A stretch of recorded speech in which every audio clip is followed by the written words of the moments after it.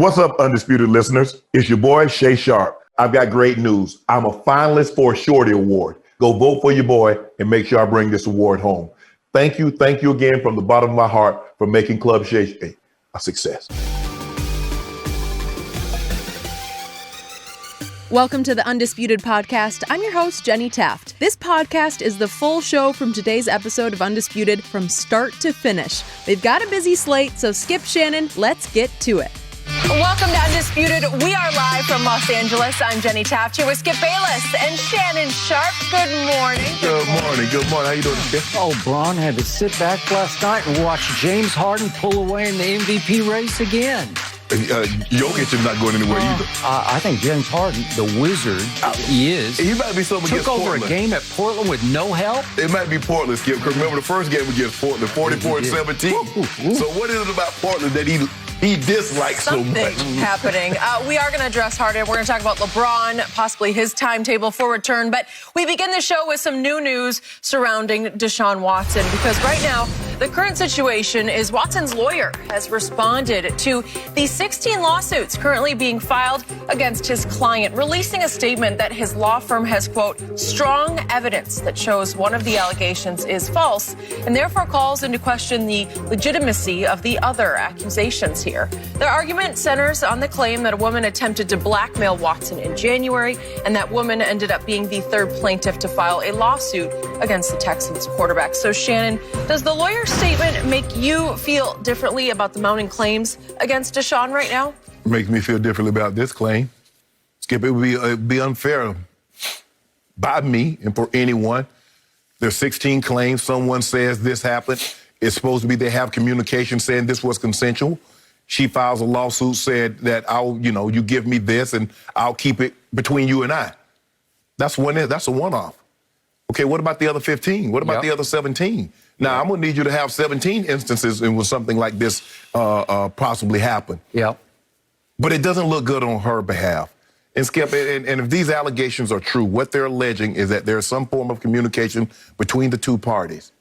And she was willing to do this. How miserable must your life be? How thirsty must you be that you're willing to ruin someone else's life for financial gain?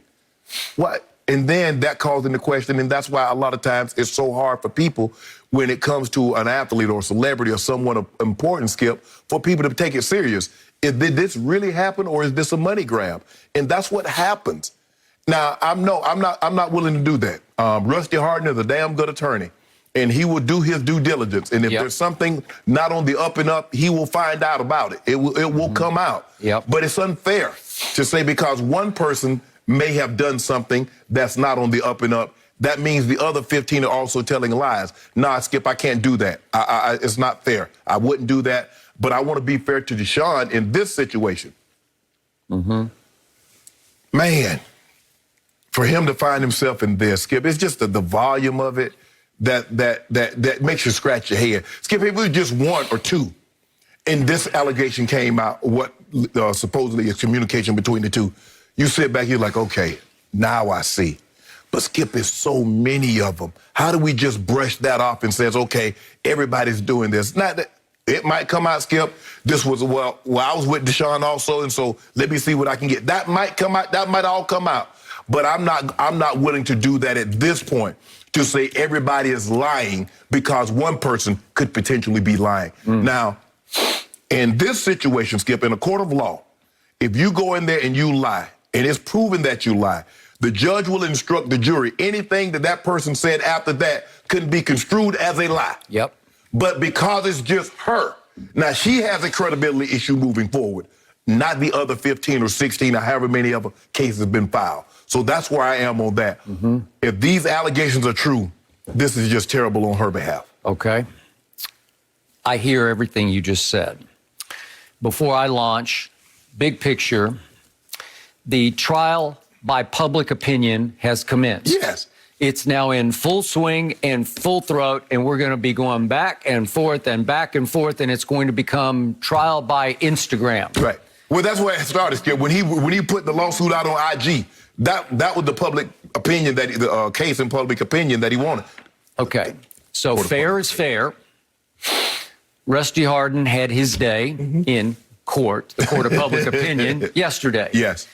And it was probably a good thing for Deshaun's public image that he said something. Mm-hmm. And he focused upon this one case against Deshaun, and he very likely has a strong case against that one case. Correct. That the sex involved was consensual and that she was simply in the business of seeking hush money. Right. Okay, got that. But once again, I preface everything I'm about to say with, I have no idea what happened in any of these cases, Right. nor do you, nor does anybody else, because this is the ultimate he said, she said, unless any of the women actually videotaped the massage session, right? Often these things do come down to, do you have a picture or a video, right? Right. Ray Rice was all about the elevator video, right? Yes. Even the Tiger Woods scandal was all about a lot of surreptitious pictures that were taken of Tiger with said women, right? Mm-hmm. Even Ezekiel Elliott, I feel like he finally got suspended in largest part because of video of him on the rooftop during the St. Patty's Day parade, pulling down the woman's top. Correct. Was that not the straw that broke that camel's back, right? It did. Okay. So if there's some video that we don't know about, that could change the whole course of this whole case. Also, I want to be very clear about this, that there are no criminal charges as yet. Correct. And I'm not even sure, I don't know yet. I don't know if there's going to be enough to trigger a criminal charge. Okay. We'll find that out. In the coming days or weeks. Probably sooner than later, I'm going to guess. Okay, now I want to be very clear about this. The mere fact that they very well might have a case against this case, 1 out of 16 so far, with cases mounting that'll be filed civil suits, in no way to me should that discredit or call into question the legitimacy of the other 15 suits filed. Correct. It's independent of those. So let's be very careful about that. I'm still with you. The fact remains that Deshaun's pattern of behavior with these women was so reckless and dangerous because they're all one-off massages that obviously Deshaun was more interested in seeing if he could cross the line from therapeutic to sexual, right? Yes. In each of these cases, it seemed like that's what he was after. That was the direction that he wanted it to head in. Okay, I got it. So what is that's very troubling to me, just on the face value of it alone. If he's your franchise quarterback, does that make you a little bit unsure?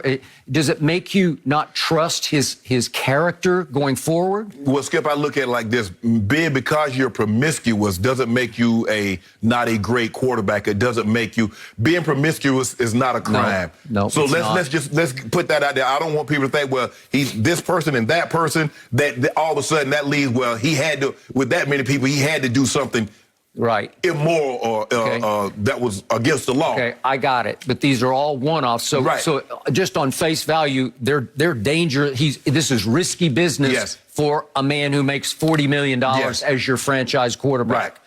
Because he doesn't know these women. He contacts most of them via Instagram. And then he subjects himself to the riskiest business of being alone with them.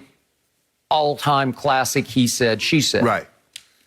Now, very quickly, let's go back through the essence of massage therapy. You've had a long time, what would you call it, like a steady... Yes, since 1999, Des. Okay. And I've gone through periods of my life when I have had, I've gone back and forth, but mostly women. I've gone through periods where I would have somebody I got to know, and you would regularly use them. Correct. Strictly, this is especially during my marathon days when you just need therapeutic, athletic massage. Correct. And yet, by the very definition, massage therapy can be very dangerous because you are asked to disrobe, obviously. And it can be male to male, female to female. But in this case, we're talking male to female. Correct. So you disrobe and you're covered usually, in my experience, with a sheet. With a sheet, right? Correct. Yes. And the sheet remains, and then you're on your stomach first, and then you're asked to flip over while she holds the sheet up where she can't see, and you flip over. Correct. Okay. It can be done without any untoward issues, or you can do it correctly, but it's also very dangerous because you're basically without clothes. Correct. You can go whatever direction, whether you want underpants on or not. Sometimes they ask you disrobe to the level of your comfort. That's correct. Some guys might have on shorts, some guys might have boxers, some guys might get completely nude. Okay, so the point is, I'm going to be fascinated if these things do get to court, these cases, or if it ever goes to criminal court. Right. The very nature of a massage is very difficult to rule on because it's just so... There's such a fine line between, well, were you aggressive or not aggressive? Were you just going along with what has to get done to be massaged? Exactly, Skip, and that's the thing. I mean, if you're a male, I'm sure a male have sometimes maybe accidentally touched a woman's breast or something. That doesn't mean he's trying to get sexual. If she understands, especially if she's an athlete, and they normally get massaged a little more than probably the average person, Skip. And he's like, well, you know, excuse me, I'm sorry. Yep. But at no point in time should the therapist feel uncomfortable. I got it. So these cases could change the face of massage therapy going forward because it may require a crackdown on just on how it's policed, sort of, you know, what the new rules would be.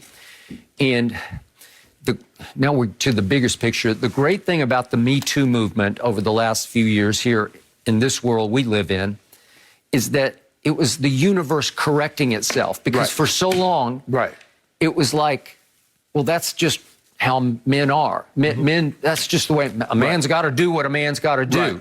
If you're a powerful producer, that's just how you act. Or, you know, if you're that's boys being boys. That whole idea. And it got corrected because it had to get corrected. It needed to get corrected, where there was finally a movement. Women stood up and said, you can't do that to us anymore. And there's no more wink, wink to this. Well, so now this is going to fall into that realm of, okay, you have your privilege. You're a franchise quarterback. You're a superstar quarterback. You could be maybe the second. You might even be the first. But I've made a case he's the best quarterback in pro football. It doesn't allow you to have the entitlement to do whatever you want with whatever woman you want. So now all this is going to get pulled into the public light, and it's going to be fascinating to see how this impacts the larger world around it, to me, because lots of new questions are going to get asked. It's just hard for me to believe that a woman that's been a massage therapist for any length of time and massaged a man has not accidentally touched a private part. It's just hard for me to believe, Skip. It's just hard. When you're massaging, especially an athlete, and you're massaging his groin, and you're massaging his abductors and his inner working, it's just hard to say you don't accidentally. It's just like a butcher. How does a butcher work 25, 30 years and never cut himself? How does a snake handler handle snakes for 20, 30 years and never get bitten? It's hard for me to see a scenario in which you do this, male or female, and you haven't accidentally touched someone. Okay. There's also a line that cannot be crossed. Of aggressive behavior. Skip, I'm not saying you up there groping them and things of that nature, Skip. I'm saying you doing a professional massage, what you went to school for to do. It's just, for me, I don't want people, because, look, I think people are going to start to look like, well, okay, well, it's this many women, and maybe he has sex with them, and maybe he has a problem, and he's promiscuous. Being promiscuous is not a crime. Being promiscuous does not mean he committed a crime. It doesn't mean he's guilty of what they're alleging he is. All I'm saying is you and I think we're on the same page when it comes to this. This is this situation here. And what I'm thinking is that this is plaintiff number 3. And there might be some communication between Deshaun and plaintiff number 3, in which she admits that it was consensual. But if you want me to keep it hush-hush for perpetuity, this is what it's going to cost you. Okay, and that's one. That's one. Hell, it ain't just one. So now the biggest picture, the subplot to this is we have 2 high-powered superstar attorneys about to lock horns in Houston, Texas. Rusty Hardin, Tony Busby. And I've read up more on Tony Busby. I know you've read a lot yourself, but just for those who don't know, just in a nutshell, He grew up on a farm in small town Texas, outside of small town. Went to Texas A&M, law school, University of Houston. Quickly escalated and rose up the ranks in Houston. And he was on the cover of the New York Times back in 2010 regarding his role in the litigation against BP following the Deepwater Horizon oil spill in the Gulf of Mexico. So he can stand shoulder to shoulder with the Rusty Hardin, who's represented so many superstar athletes from Roger Clemens to Adrian Peterson. We can go on and on. So these guys know what they're doing. Busby is more of a social media guy. He's more of a grandstander to me, a showman. But a lot of times, Skip, when you're dealing with these cases, you try to get the public opinion on your side. You do. Because if you notice, like when you're dealing with BP and you're dealing with big corporations, they don't tell you what they may or might not have. We file lawsuits, and once we get to court, we'll have our day in court, and we'll move from there. But in situations like this, you want to make the defendant look as bad as you possibly can. You want to throw as much mud on him as you possibly can. So even if his defense attorney cleans him up somewhat, he's still a little dirty. And you get 12 men and 12 men and women, men and women of his peers to say, you know what? Well, maybe he didn't do 5 of them, but he did the other 6. He might not have did 10, but he did these 2. That's all you need, Skip. I got it. So Busby, way back in 2002, unsuccessfully ran for the Texas State House as a Democrat, and then he ran 2019 for mayor of Houston, lost to the incumbent in a runoff. So he wants to have a career in politics, but Hardin was trying to dismiss him for the circus-like atmosphere he has created via the internet, right? And there's some truth to that. So now it starts, and I think we're going to see salvos be lobbed back and forth from here on. And sometimes, look, and we've seen cases, these high-profile cases, where someone, a celebrity, and the women's like, well, that happened to me, and I didn't feel comfortable coming forward because I felt retaliation. I felt retribution might come my way, and it might harm me in said business because he's so powerful. But also, is this a situation where somebody's like, well, you know what? I had an interaction with Deshaun. And so maybe it's an accident where the bus had an accident. I wasn't on the bus, but I'm going to tell you I was on the bus so I can get a check. I just hope all these women have their day. Deshaun has his day, and then we can put this behind us. But Skip, that's a long ways away. With this many lawsuits, this is a long ways away, and it's not going away. And the NFL is like, okay, we're investigating, but how much longer before they say, you know what, Deshaun, just take a break. Just cool it. We both agreed yesterday. We feel for the NFL because it's thrust into a situation. It's difficult to sort of unravel all this on the fly. They're getting ready for free agency. They're getting ready for the draft. This is not what the NFL wasn't built to handle these type situations. Nope. They weren't. So this is unprecedented. Oh, absolutely. In volume. That, and I don't know if we've ever had a guy of this magnitude. Yeah, we had Ben, but Ben was really early in his career, and he wasn't the Ben Roethlisberger he is now. You're talking about Deshaun. You're talking about a top 5 talent. And something of this magnitude that's on his plate, that's on the NFL's plate. Just at a time he apparently was becoming available for trade. Wow. Now, I don't know how true it is that the owner and this guy are neighbors, they're good friends, but that doesn't have anything to do with it. No. That we should maybe, Skip, because, Skip, like, hold on. All of a sudden, the guy wants out. He said, I'm not coming back. And now this, boom, boom, boom, boom, boom, boom. If this happened over the course of a year, and so we'll see. Coincidence or not? We will see. No mercy. The brand new Fox Sports app is a finalist for the 13th annual Shorty Awards. I love it. I do not download any apps. I simply do not. I'm an old man. I don't know how to use my phone. I don't like apps. I don't like clutter. But the Fox Sports app is so sleek. It has everything you would ever want. So I got it on my phone. You should have it too. You should also vote for us for the Shorty Awards. You can vote in the description below. Vote once a day. Vote for the Fox Sports app. We are a finalist. We need this. Do it, America. No mercy. Hey, Undisputed listeners, it's Charlotte Wilder here to tell you about my new podcast with Mark Titus called the People Sports Podcast. It comes out every Thursday, and Mark and I take one of the big stories of the week, and then we go off on tangents you never saw coming. This might mean that we start talking about the Dodgers winning the World Series and end up wondering if Knicks fans deserve happiness. Or begin with LeBron's greatness and end up drafting our ultimate beer league softball team made up of old athletes. Whatever it is, the only rule of the show is that it has to be fun and funny, because these days we could all use as many laughs as we can get. So check it out wherever you get your podcasts and come down weird sports rabbit holes with us. We can't wait to have you. No mercy.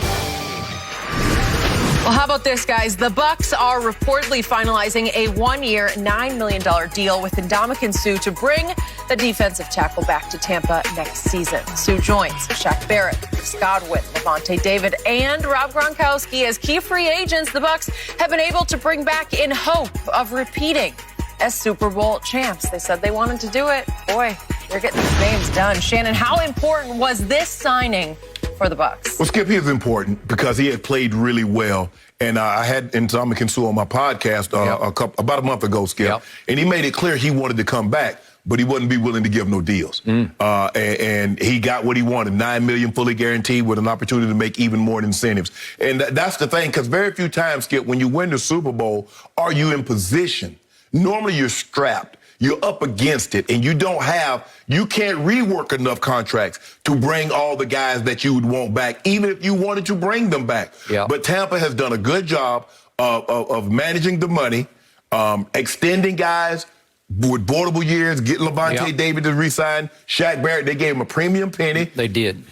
And he's in Texas. He thought about it. Yeah, I can go somewhere, Cincinnati, and maybe make $20 million a year.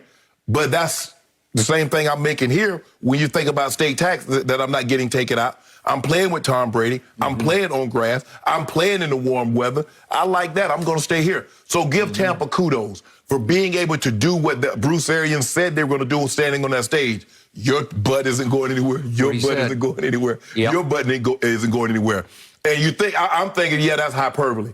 But these guys are going to want premium pennies. And they paid them basically, Skip, I believe they played them pretty close to what they could have got a little more. But at the end of the day, is a little bit more money in losing because you're not going to win to the level that you're winning in Tampa.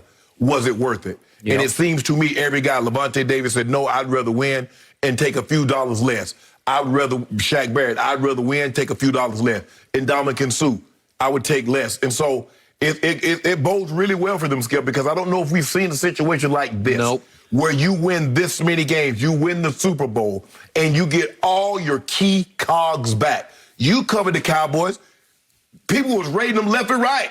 They took their linebackers. They took their corners. They took their everything. They just robbed them. Alvin Harper. They robbed them blind, Skip. But even then, free agency wasn't as free as it is now. Right. Yeah. And so now, it's gone.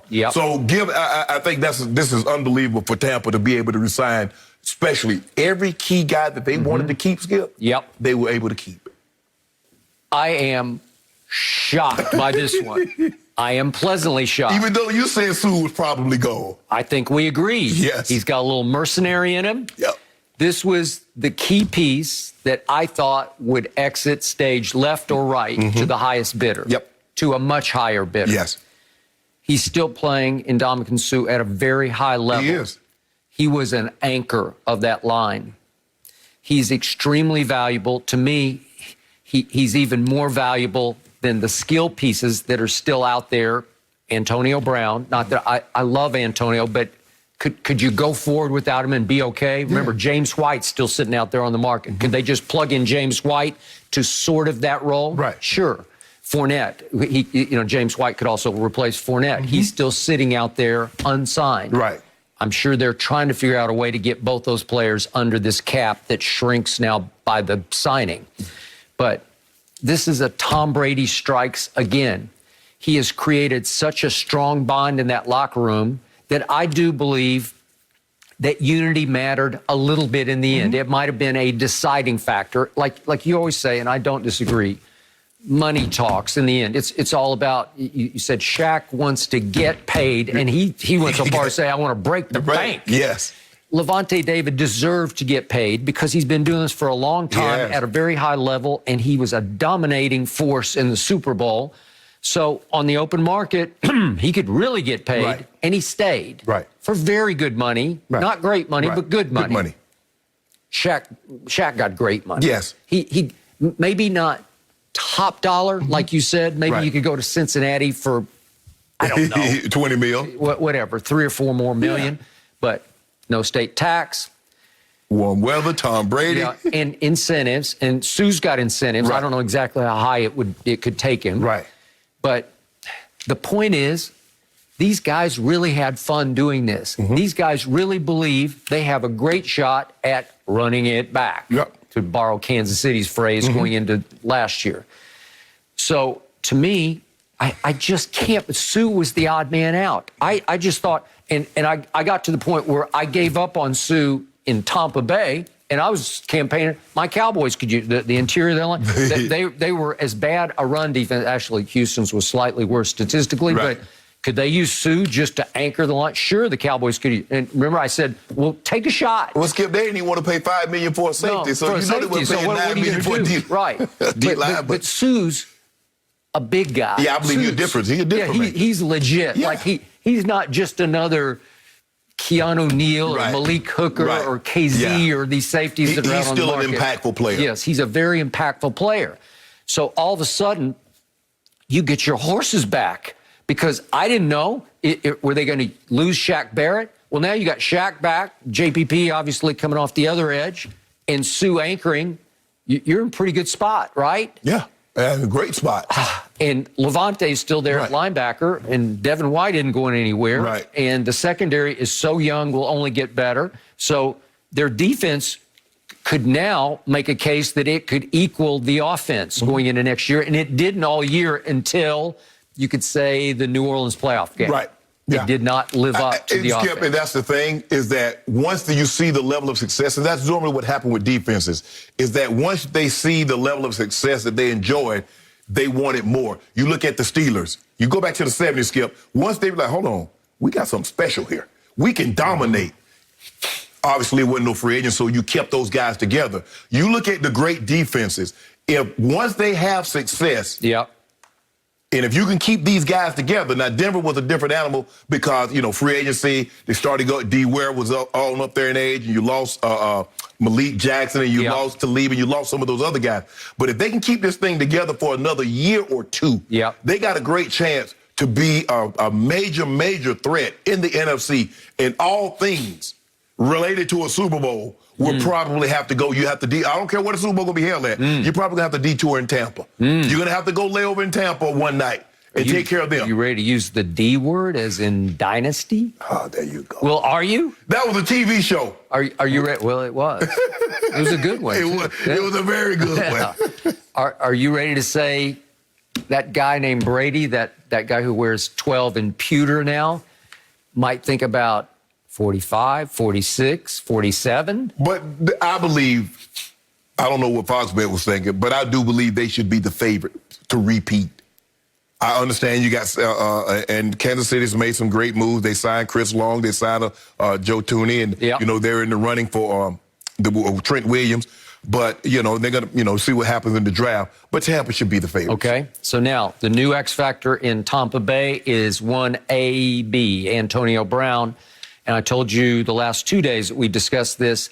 On that front, the silence is deafening coming from Tampa Bay because there's no news is bad news. It's like I don't hear a peep about it. Right. And I wonder if he wants to get paid. Yes, of course. Okay. Of course. And I talked about Baltimore still has that glaring need for somebody, and his cousin is Hollywood. And I'm pretty sure he and Lamar, because of their Miami connections, I think they're very close. Right. Now, again, is Lamar Tom Brady throwing the football? Obviously, he's not. And does AB have a very close connection with Brett? Yes, he does, obviously.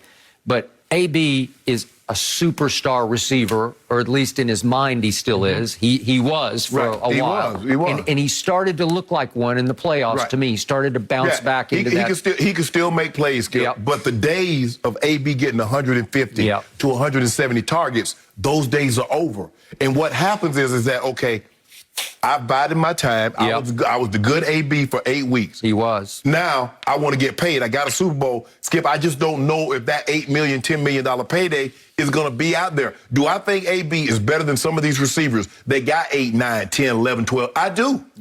But his behavior has put him in such a precarious situation that people don't trust him. The only people that really trust him was Tampa. And Tampa says, well, okay, we got you. We're going to give you $1 million. Okay, incentive, this many catches and this many yards. You behave yourself. We go to the playoffs. You can make this. It seems to me Russell is willing to trust him. But can Russell have the kind of impact or influence on him that Tom Brady can? Well, can anybody? Can anybody? I say no. And I also say, remember, T.Y. Hilton is still out there unsigned. Sammy Watkins, unsigned. Golden Tate, unsigned. Right. I think all three of those guys still have some football left. I know they've all had their issues, injuries, whatever. At this point now, Skip, you're looking at a one-year deal. Yep. You're looking at one-year deals now. You got to, and I would be willing to roll the dice. I would be willing to roll the dice, but I'm going to a situation. If I'm going to take minimum, I'm going to take minimum from someone that has a very good quarterback. Because I believe I can put up the numbers, and as we get closer to 2023, when that new TV money hit in, I'll be able to strike it rich. So I would have no problem playing. Yeah, I would want the long-term security, but if that's not there, I'm willing to roll the dice and bet on me. I'm always going to bet on black. That'd be me. Okay. So I remind everybody, just 1 year ago, Tampa Bay was 7-9, known as the Succaneers. Now we're talking about dynasty. Hey, nobody talking about the dynasty. Dynasty. You said dynasty. I said they should be Dynasty. the favorite. I ain't say nobody no dynasty. That's not what you said.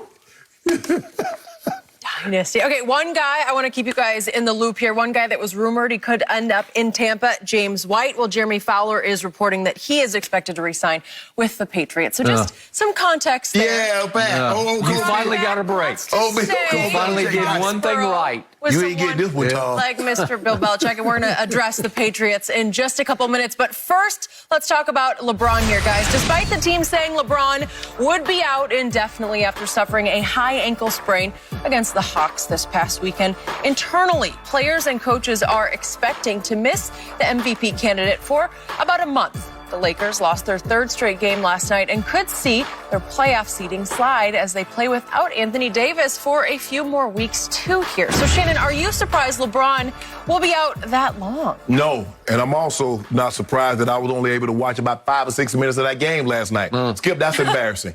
This is why after watching that the game. Laker game. Yeah, I Laker thought game. you were talking about the Portland. No. The Laker game. Okay. Skip, this is why LeBron is going to always be in the MVP conversation. You see with it. Skip, they could barely get the ball up. They could barely get a shot off. But no, to answer Jenny's question, no, I'm not surprised. And I know LeBron is a fast healer. And and each individual is different when it comes to a different injury, be it ACL, Achilles, high ankle sprain, whatever the case may be. But when you're dealing with a situation like this, LeBron James does not have the luxury that a lot of people have. They're like, well, LeBron has to perform at the highest of highs on a nightly basis. Skip, me, if I were to have a surgery, I can come up here, I can still put my knee up on a pillow, and I can carry on about my business. You can. I don't have to win it. But LeBron doesn't have that luxury. LeBron can't be half-assed. He's got to be 1,000% pedal to the metal. And with that high ankle sprain, the planting, the going, the stopping, the cutting, the up and down, you got to make sure that thing is healthy. Because what you don't want is to have him come back. You make the playoff, Skip, and now all of a sudden, because if it happens again, he's done for the season. So you want to err on the side of caution, and they should take this kind of look. You know where you're going to be. I said I don't see them winning any of the games. Maybe if they're lucky, LeBron, they say a month. That's 16 games. Hopefully, they go 4-12. I'm hoping for them 4-12. They built up they got 28, 29 wins. So maybe when LeBron comes back, they're 33 and something, make that last push. But Skip, they only 7.5 weeks left in the regular season. May 16th is the last game. May 16th. So it's not looking good. You look at the strength of schedule, they say the Lakers have one of the hardest schedules in the NBA. Minus AD, minus LeBron. So, no, I'm not surprised it's going to be because that's a very serious injury. And Christian McCaffrey had that injury and never played. Mike Thomas had it, missed like 8 weeks, and when he came back, he was not the same. That Mike Thomas that we saw in the playoffs, Skip, you would know Mike Thomas better than that. And he looked like a shell of himself. So for me, I'm not surprised. and it's going to take time, and LeBron would be smart, be wise to take his time in coming back. Okay. By the way, to your point about surgeries, when I was at ESPN, I came in the next day after 3 knee surgeries and 1 biceps tendon reattachment and did the show because you can do that. That works. Yes. Because I don't have to move that much while I'm in this seat, and you can get away with that, but not this. You weren't going to run no marathon, play no basketball, racquetball. No, but you can do play this. racquetball. All right. You know that I have the highest regard for LeBron James when it comes to durability because I've never seen anything like LeBron's durability. He is simply the most durable superstar athlete I have ever closely observed. He is Iron Man. I don't know how he has done it. There's some blessing involved. There's some like good luck involved, but I don't know where the line starts and stops when it comes to I was just blessed. Some guys are just made right, where their tendon attachments are all so strong that they can just get away with more than others can. Right. I don't even know how to explain it. I've also told you, my whole career, I have wished there was some wild new machine that we could stick our hand in for, let's say, 10 seconds and feel exactly what the injured player is feeling so that we could step back and say, oh, come on, that's nothing. Or, my God, how can you even get out of bed with that? Right. Well, we can't. So I have no idea. As high a pain threshold as LeBron has, I have no earthly idea what that man is feeling in his body as he puts his foot on the ground right now. I have no idea. This is what I do know. When the injury in question happened, he writhed. I guess the way he gets a little melodramatic occasionally anyway, but this was completely, as Kyle Kuzma said, I'd never heard him scream like that before. Right. And he writhed for what, 30 or 40 seconds? And then slowly but surely he dragged himself up, if we can see this, and just to remind everybody what it looked like on Saturday afternoon. So there's the injury from Solomon Hill. He writhes, he grabs his right ankle. He's screaming. And then he got up and he's a little limpy, but he starts to walk on it. And then after a while, he says, I'm going to play, which is no shock to me. He's done that through his whole career. And not only did he go play, but as we see right there, he makes a shot and runs up the court on that ankle. Okay. This is what I know about you hurt your ankle badly playing football, obviously, and you said you were down and out for a good while, right? Okay, so I've turned my ankle badly running distance where you step in a pothole or you trip on something and you just turn. And when you have running shoes on because they got orthotics and they're built up, you're going so far over the edge that the ankle actually feel like it hit the pavement. Yeah, it did, and it feels like you broke it. Yes. But in that case, because you're running straight line, you just writhe, and then you say, well, I'm 6 miles from home. I don't want to walk home. And you start to trot, and you say, okay, I can still do this because you're just doing this, right? You're not doing that at all. Okay, so yet, given his history and given what I saw him do, he did go straight line and run up the court. And then he walked under his own power off the floor, knocked the chair over out of frustration, went to the locker room. It surprised me that then I started to hear 3 or 4 weeks, and then I think it was Brian Windhorst who reported yesterday, most of the players are saying 1 month. Yeah. It just surprised me because I think winning this MVP in this year 18 was precious to him because that's an achievement, right? Never been done before this late in a career. Right. And he was on track to at least be right in the middle of the conversation. I had some issues with it, but still, he was a candidate, right? Right.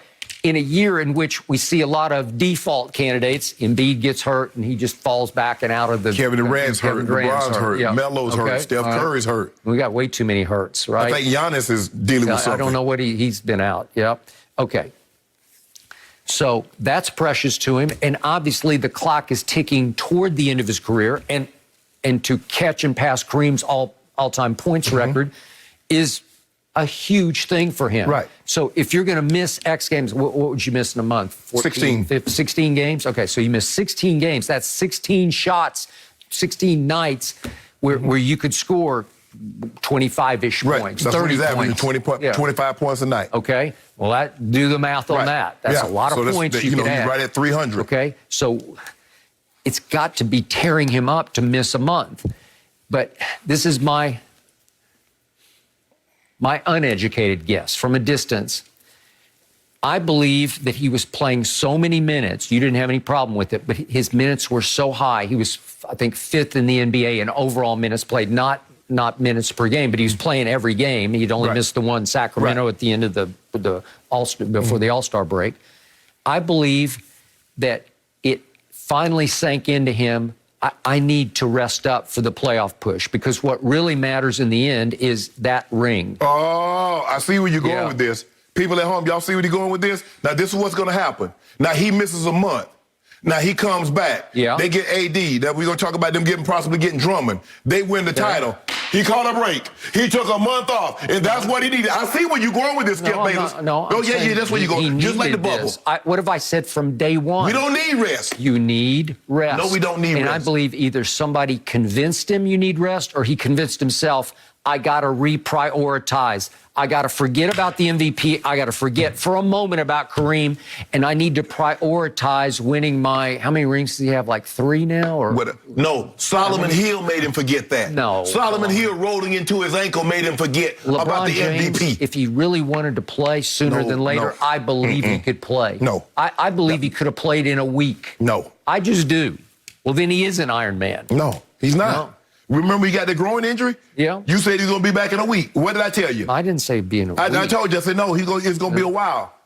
As we get older, Okay, Skip. but groins are harder. Groins are, especially if it's torn, you just can't fake it. You can't. You remember Tua? Tua had high ankle sprains. What did he do? He ended up having surgery to speed up the recovery so he could get back sooner. Well, he had surgeries on both ankles. Because he had the same type of injury. Had tightrope. Tightrope surgery. Yes. Okay. Yes. Usually that involves some ligament damage. Yes. So does LeBron have, you got to tell me, does he have ligament damage? You got to have ligament damage to have an ankle sprain that you're going to keep you out that length of time. Yep. I've dealt with those. It's a mess like stepping on hot coals. Yep. Every you gaping, and then you end up hurting something else. That's probably what's wrong with my hips now. Had them high ankle sprains and hobbling around and shouldn't have been out there. But hey, that's neither here nor there. The man's gonna miss a month, and when he comes back, it's gonna be on and popping. Okay. Well, however this happened, whyever it happened, blessing in disguise. Hey, we don't want those You guys. needed that. We don't want our blessings in disguise. We want our blessings to be straight up. Don't disguise nothing. Well, it just happened. Whether you obviously didn't want it to happen, but it happened, and now it feels like he's going to embrace this and say, okay, I can rest my whole body. See what was the break from season to season? It was the shortest break. See? What was exactly. it, 71 days? Exactly. Yeah. So we shouldn't be surprised that so many superstars, because of the break. Don't be surprised. Don't be surprised. So the unsung hero of the Lakers season is Solomon Hill, right? Yeah, you happy about that? Well, you should be happy about that. I ain't happy about it. Yeah. Because I saw what was happening. You saw the team in Phoenix. You saw the team last night. Yep. Does that look like a team that can win many games without LeBron and AD? Okay, they don't have AD. They didn't even have Marc Gasol. He's got COVID They hadn't issues. had him all year. Okay, well, I told you that. I first guessed that before the year started. And you were gloating about we got Gasol. I didn't want Gasol over Dwight. I was like, you got to keep one of them. Can we keep one big guy? You were gloating. Yeah, I thought Gasol would give us something offensively that the other guys didn't provide. Well, hell, he ain't giving us anything offensively or defensively. So now what? Well, now you'll get AD back at full strength. You'll get LeBron back rested and rejuvenated. Yeah, you see? And you'll make your run. You see? And then you'll have an excuse. He got the luckiest break, just like the bubble. The bubble was the all-time break. See? Well, it just was. It was not. Yes, it was. They were the only team that wanted to be there. No. Way to go, LeBron. So what about now? So everybody should just say, you know what? Since Embiid is out and Durant's out, so these other superstars out, everybody should take this best player and sit him out to make it fair. So Yoke sit out. James Harden, you can't play no more. Okay, but Jokic isn't 42 years old. Jokic, LeBron ain't either. Well, he's close. Sometimes he looks like Playing, but Yeah. what was he playing like, Skip? What was he playing like? 26, 8, and 8. That's what he was doing in year 18. Okay, so you got a break. It's okay. We ain't get no break. Yep, embrace it, run with it. No, man want to play. Gonna Hearing miss a whole Shannon month. say Yeah. that he has a Well, I'm hard gonna time miss it. watching the Lakers is surprising. Yeah, he So don't want that's that. saying something about how they're looking without their Skip ain't stars. watch him either. I watched everything. I like the Pelicans. No, exactly. I like the Pelicans. You- Watching because you for a love different that. reason. That's Okay, why we you need to watch talk it. about You the love Patriots it. here. No mercy. So the Patriots may have one last trick up their sleeve for their roster overhaul this offseason. According to Mel Kiper's latest mock draft, New England is projected to use the 15th overall pick on Alabama's Mac Jones, who he compared to Tom Brady based on his accuracy and pocket presence. Jones would be the 5th quarterback off the board, but all the others were slated to go in the first 4 picks. The Heisman finalist would be available without Bill Belichick having to trade up. So, Shannon, do you see Mac Jones falling to Belichick at 15? Skip, I can see it, and I understand the comparison, Skip, because you're looking at a guy that's not very athletic, Skip. He did run 4.83. I mean, he. I thought he ran some. Yeah, Skip, he Usain Bolt compared to Tom. Tom was like 5'2". Well, I was just going to say, he's way more athletic than Brady ever was. Yes, and I think that, like you said, Skip, look at the program that he came from. Yeah. Look at the accuracy in which he threw the football, competed at a very high level. It's because, there are no off days at Alabama. Coach Saban makes sure of that. So he's going to mentally and physically prepare because that's what's required of you at Alabama. And Coach Belichick normally likes guys from Alabama because guess what? Coach Saban was his defensive coordinator when he was in Cleveland, and they've maintained a very, very close relationship. If I'm not mistaken, I think they had like a 30 for 30 something on those two guys. They Skip. did. So they have a great relationship based out of the 3-4, basically a pro-style offense. So it makes sense. At some point in time, Skip, they're going to have to address that issue. And now I know they got Cam back for 1 year.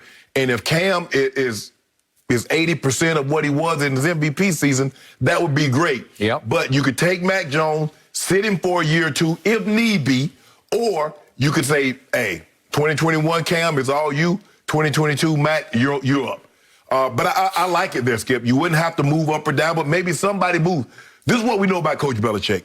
The moment you think you know what he's going to do, he does just the opposite. Yep. More times than not, Skip, what does he always do in the first round? Trade and get more picks. Trade back. Yeah, he trade back to get more picks. I don't ever remember him trading up. No.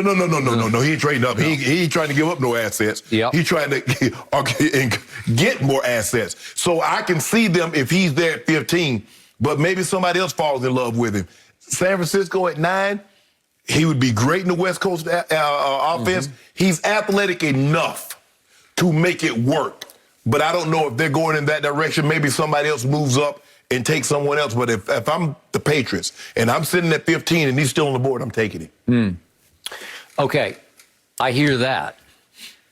Because, listen, Mac Jones, he grew on me. And I will bet you that Saban is telling Belichick, you know what? He's way better than I thought he was going to be because he was really good last year. He was excellent last year.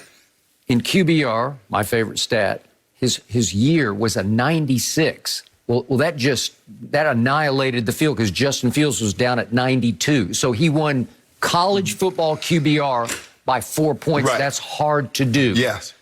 Now, let's step back and look at what he was working with. Mm-hmm. Mel Kiper has Devontae Smith going 7th overall. Jalen Waddle going 8th overall. Najee Harris, the running back, going 30th to the Bills. So near, but still first round. Right.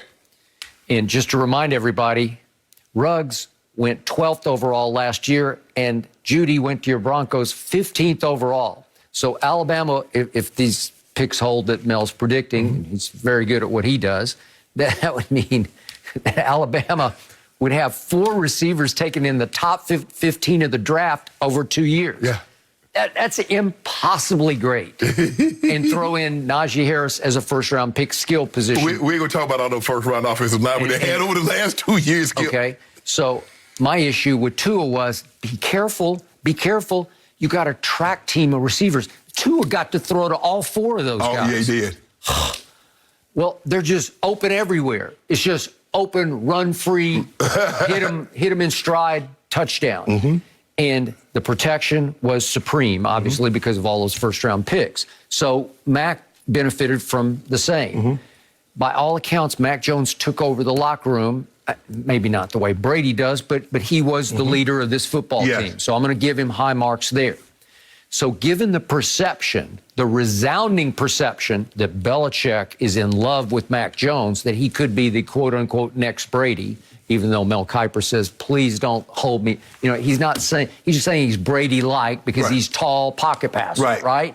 With limited mobility. Not Skip. When you look at him, you're like, he ain't winning no Mr. America contest. No. Just like Brady. You saw him, I saw the video of him at the pro day, he looked like Brady. He just looked like some guy out there throwing football. But he set the NCAA record for completion percentage. Okay, there you go. He is a dart thrower. Yes. And even if they're open, you got to be able to hit them. Yeah, and sometimes you have to, but in this league, Skip, you got to throw them open. Yes. Because if you wait until they get open, then when you throw it, they're not going to be open. Okay, so now to this sort of premise that he would fall all the way to 15th. Mel's got 4 quarterbacks going, 1, 2, 3, 4. Really? Okay, and the 5th quarterback's going to fall to 15? It's just hard for me to believe because once the resounding perception is out there, Belichick loves this guy, then all of a sudden other teams are going to be saying, well, wait a second, if he loves him, maybe I should love him. But Skip, but if you think about it, look at what Joe Burrow was throwing to. Jamar Chase, Chase might be the first receiver taken.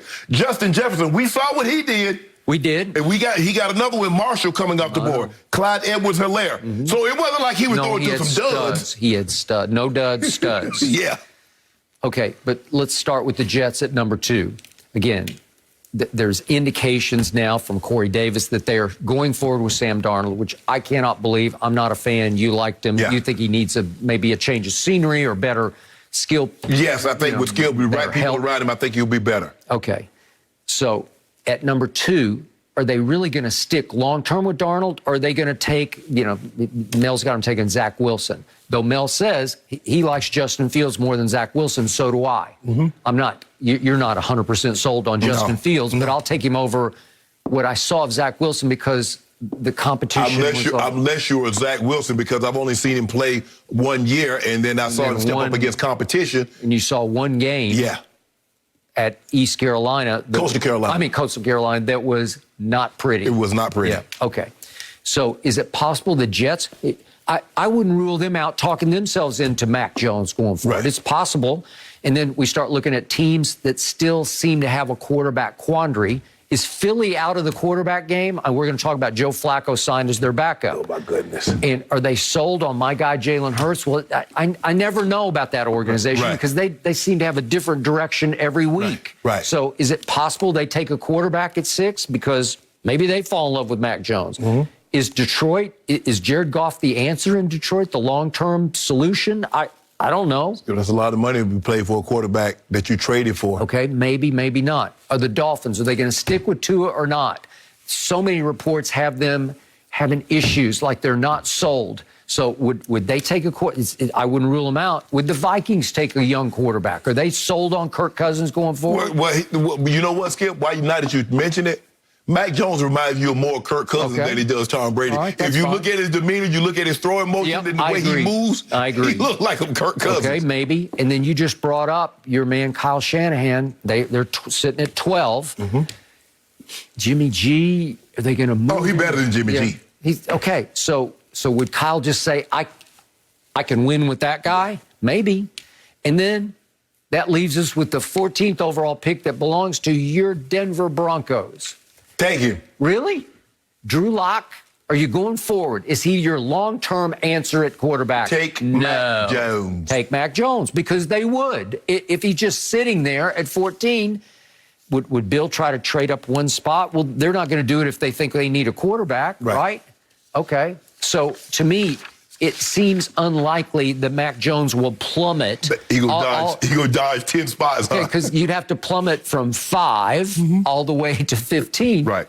Man, with all the runaway acclaim that he's getting right now, I just don't see it. I'm sorry. Yes, but for me, that's given Coach Belichick history, he's not trading up. I don't know if he's ever loved a player that much, Skip, that he was willing to trade up for.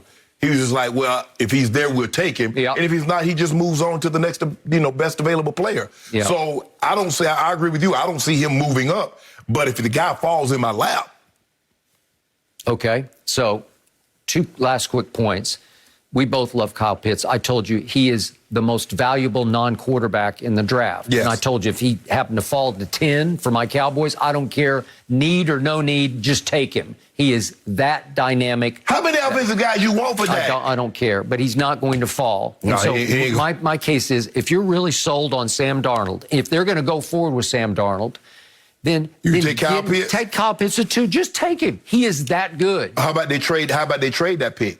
Well, you can go back a little bit, but you better not go very far because Mel's got him going 5 to Cincinnati. He is a monster. Yeah, I don't think it's... Who would be willing to come up to get him? Would Atlanta trade up to take him, to get Trey Lance? If there's somebody they really love, would they move up 2 spots to get him? I don't know. Mel's got them taking Trey Lance, so I don't know. Do they need a quarterback going forward? Yes, they do. Yeah. Okay. Final quick point. My man Patrick Surtain, Alabama Pro Day. I got to watch him run his 40-yard dash. He clocked in at 4.42. Not blazing, but he's a big, long kid, so he's a big corner. And we know his pedigree because his father was a very good player as a pro football cornerback. So I'm good with 4.42. It looked like he carried himself very well through his 40-yard dash. But if you look at his vertical, what was it, 38, 39, broad jump, almost 11 feet. So it tells you he's explosive. If you watch him, the way he turns, he opens his hip, the way he drives on the ball, he's good. He's textbook. You can tell that his dad has been working with him since the time he could back down. I agree. College DBs don't normally come out like that. Yeah, and I know for years there were knocks on Alabama DBs for whatever reason, but I have no knock on him. No. I have already penciled him in. I might even use ink to pin him in. You would have been 10th overall. Yep, 10th overall. Patrick Surtain, opposite Trevon Diggs. You got the 2 Bama bookend corners. Here we go. That's why those receivers got so good. Yep. Think about what you're going against every day. You're going against Minkah Fitzpatrick. You're going against Trevon Diggs. You're going against Spencer Taylor. That's every day. Every day. Agreed. McKinley and all this Jackson. And that's how Mac Jones got. Yes. But Skip, Mac Jones when we saw him against Michigan, Skip, remember last year in the bowl game? And he was throwing the ball all over Jim Harbaugh. That should have gave us an indicator like, hold on. This dude might be really something. But Skip, I thought he was okay. I didn't see this. I don't even think Coach Saban saw what he saw this year, those 13 games. Coach Saban didn't see that. Agreed. No mercy. Well, rumors continue to swirl that the Pelicans could trade Lonzo Ball before tomorrow's deadline, with the Knicks, Hawks, Bulls, and now 76ers and Clippers interested in the former 2nd overall pick. Lonzo is having a career year of 14 points and 5.5 assists per game with a much improved outside shot as he prepares to enter restricted free agency this offseason. So, Shannon, where is your best guess on where Lonzo ends up? There's been a lot of smoke around Lonzo, so there got to be a fire simmering somewhere. Yep. And you have him from Sixers, the Clippers, the Knicks, the Bulls. But Skip, for me, if you're going to be willing to give up assets, I think you were going to have to sign him, right? You're pretty soon you're going to have to sign him. Yeah, because he's a restricted free agent. So I'm like, okay, for me, the Clippers and the Knicks make a lot of sense because the Knicks have Derrick Rose long-term, Ntilikina. I like the Emmanuel Quickly. I like his Skip. He can play. He got Alex Burks. Yep. So they have guys that I think like, okay, I think Zoe could come in and fit with Julius Randle's been unbelievable. He's been crazy. So if I got to say, the Clippers makes the most sense to me.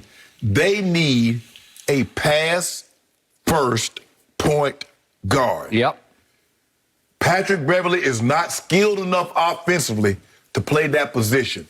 Reggie Jackson is better suited as a 2. Yes. Remember, he wanted up out of OKC. He did. Because he wanted more time to handle the ball and do his thing.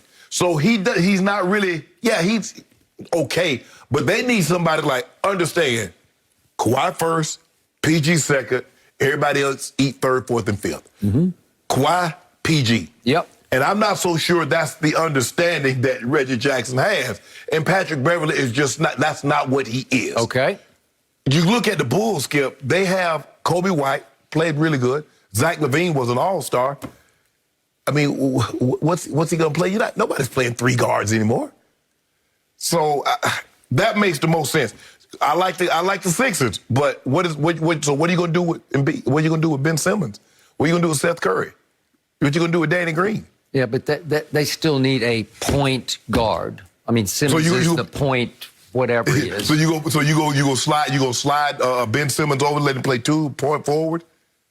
Just let him be a basketball player. He just knows how to play basketball. Skip, Lonzo needs the ball. I agree. So if you look at Ben Simmons' numbers are better when Joel Embiid is off the court because he has the ball more and he doesn't have to go through Embiid. Yep. So for me, the Clippers makes the most sense, but that means you're going to have to give up something. You're going to give up Kennard. You're going to give up, I mean, what do you... And what would New Orleans take? Right. Lonzo's becoming a star. Skip, Denver tried to offer Bol straight up for Lonzo Ball. What? Man, David Griffin hung the phone up on us. Man, you don't get your butt out my phone with this foolishness.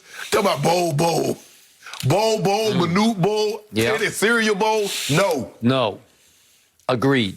By the way, to your point, the Clippers are now led in assists by one Paul George. Some nights, Pandemic P, but he leads them with 6 assists a night. Next on the list is Kawhi Leonard with 5 assists. So they don't have a point guard, right? That can't be the case. Patrick Beverly is averaging 2 assists a game, and Patrick Beverly has now missed 15 out of 44 games, and he's always nicked or hurt or something. He's got knees or shoulders. Right? He plays so hard. There's some kamikaze in him. He bangs himself up. He must be sleeping on the bunk bed on the top bunk and rolling out of bed and forgetting and hurting himself. Because I don't see him play. How he hurt himself and he ain't playing? Well, he plays. When he plays, he plays hard. When last time you saw Pat Beverly on the court? On the court? Well, that's my problem with him. I think that's becoming their problem with him. And by the way, they've been winning games without Patrick Beverly or Serge Ibaka. They came back on Atlanta the other night. It was sensational. Yeah, Luke Kennard had one of those. He had one of those nights. Okay. You know how I feel about Lonzo Ball. Big fan, have been from the start. He has grown up right before your very eyes this year. He's become a man in body and stature, in sort of body language. He fixed his shot, shooting a career high 39% from 3. He's upped his free throw percentage to almost 80. That will work. Yeah. If you're the point guard, you got to make your free throws. Yeah, 80% is a must. You just have to. And he's averaging a career high 14 points a game, to the detriment of his rebounding and assists. They're down a little bit, but remember, as a rookie with the Lakers, he averaged 7 rebounds and 7 assists. So he can do that. He's capable. And we all know he can defend at the highest level as a perimeter defender. He's a long 6. I'll give him 6'7". He's probably 6'6.5", but he's long and strong. Okay, so that's the package you have. But for some reason, that package is not working in New Orleans, and I cannot figure it out. Skip, but I don't know. Maybe because his dad said he's better than Steph, and we expecting the guy to come in to average 30. Magic said his number's going to be hanging up there with some of the all-time greats. Maybe that. Skip, the dude is giving you 14, 6, and 6. I got it. But what has happened to the New Orleans Pelicans, and again, I watched them every single night. I hung in last night to the bitter end. They were up 30 with 4 minutes left on what's left of your Lakers. The point is, they just screamed as loud as they could scream, we're better without Lonzo Ball. I can't figure out why they're better, but look what they just did. They went to Denver without Lonzo. He's out with a hip flexor injury, and I just think he's been on ice right now. Right. Until we find a trade partner. They gave him the Andre Drummond treatment. They did that. That's what's going on. So they went to Denver, and that's a good team. I know they're struggling a little bit, but they won by 5, and they just hung right in there in the fourth quarter, tit for tat, and they just said, we got you. Right. You know, we will outplay you in the fourth, and they did. Lonzo and B.I. just took the game over. B.I. made the Lakers pay last night. He did. He made them pay. That was on purpose. He did that on purpose. I think Josh Hart made you pay last night. Yeah, he did. Okay, so then here come the Lakers, and again, they're up by 30 with 4 minutes left, and they, for 3 quarters, they showed you their firepower with no Lonzo. So I say, well, wait a second. who's the point guard here? Because I can't quite figure it out, because Eric Bledsoe's averaging, what did he have last night? Well, he has 2 assists last night. He shot 1 for 8 as the starting lineup point guard. But they got that kid coming off the bench now. Remember, they took him 13th overall, that Kyra Lewis Jr. from Alabama. And last year at Alabama, he averaged 5 assists. He is a point guard. And he came in last night and led them with 6 assists off the bench. Right. He played 20 minutes, made 3 of 5 threes. Well, I just know that David Griffin is saying, that's my guy. I picked him 13th, so we're good there. So we have excess. We got between Bledsoe and Kyra, we got our point guard. Okay, it's going to fit better. Somehow Lonzo doesn't fit in the chemistry. Somehow it clarified without Lonzo, and I don't know why. But the point is, that's why he is available. Guess what New Orleans' record is right now? They just won 2 straight to get to 19-24. That's just wrong. Yeah. This team is way better than 19-24. Yeah. That should at least be reversed to 24-19. Yeah. At least. They should be. Are they in the playoffs? I don't even know if they're in the playoffs. No, they're 2.5 games out of the play-in slot. Right. You know, come on. Yeah. No, with that, not with that firepower. You have an all-star in last year in BI, and you got an all-star this year in Zion. Yeah. There's no way you should have that kind of record. And every night, Zion does the same thing. Last night, 9 out of 13. 9 out of 13, and he got you 9 rebounds and 5 assists last night. Zion did 27 points.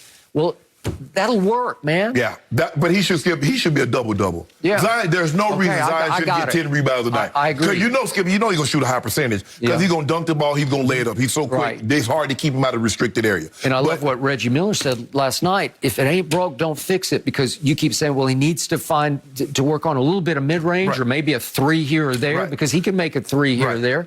And Reggie's point was, they can't stop him in the paint, so just let him keep doing that. Yeah, Skip. I'm not saying stop that. Saying, I'm just going to shot. But no, build, expand. Right. You know what the key to this thing is? Longevity. Yeah. Jordan realized, said, you know what, man?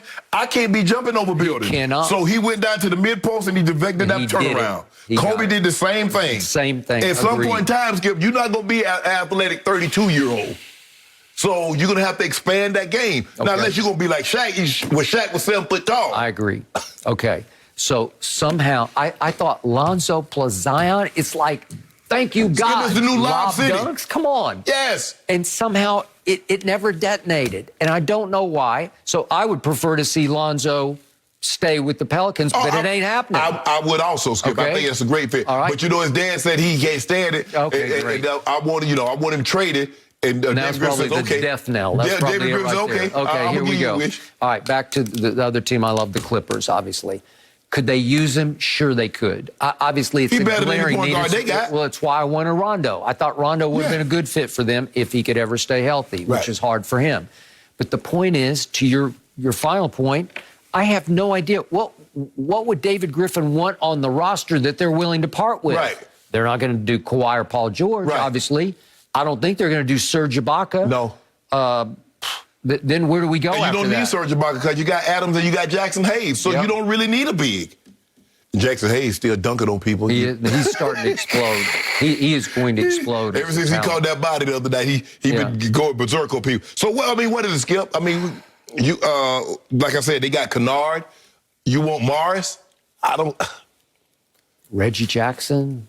No, well, no Reggie Jackson, Skip. I know. They're deep in players, but they're all like good parts for the Clippers. This is Skip. You don't need someone that's going to come in and want to get as many shots as B.I. and Zion. Yep. And that's what Reggie Jackson, that's the problem. And remember, the Clippers spent their draft capital in large part to get Paul George. Right. So they don't have that. So if you get they ain't got no first-round picks until 2030. Okay. So you try to get the third team involved, maybe a couple other teams involved, and then what? I still don't get it. I don't really understand the draft, the NBA trades anyway, Skip. We trade you 2 second-rounders as a cap for trade considerations or exception. We're about to lose our trade exception, so we got to make. I'm like, what is that about? Yep.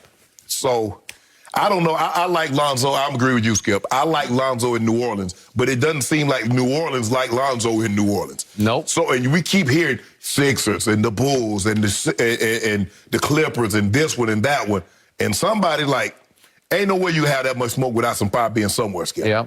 It would be ironically amusing to me if Lonzo got even with the Lakers by playing and winning with the Clippers, the team stuck in the basement. It would be interesting. There's Yep. a storyline there give for up? sure. I don't know. I can't figure it out. I don't see They one. take Paul George straight up. Well, they would. They would definitely do that, but You don't mortgage your future, Paul Clippers George. wouldn't. You gave up more to get Paul George than Kawhi. No mercy. So the Packers did not tweak Aaron Rodgers' contract last week, meaning that while the QB got paid a nearly $7 million roster bonus, it also made it easier for Green Bay to move on from Rodgers in the 2022 or 2023 seasons. It also signals that the reigning MVP didn't get the contract extension he's been apparently looking for, and it led to reports that Rodgers wants assurances from the team that he won't be a lame duck quarterback this season. How about that? Shannon, will this be Rodgers' last year in Green Bay? I just don't know how you just move on from a guy that just won the MVP convincingly. 48 touchdowns, 4 interceptions. Yep. Took your team to back-to-back NFC championship games, although he didn't play particularly well in all those games.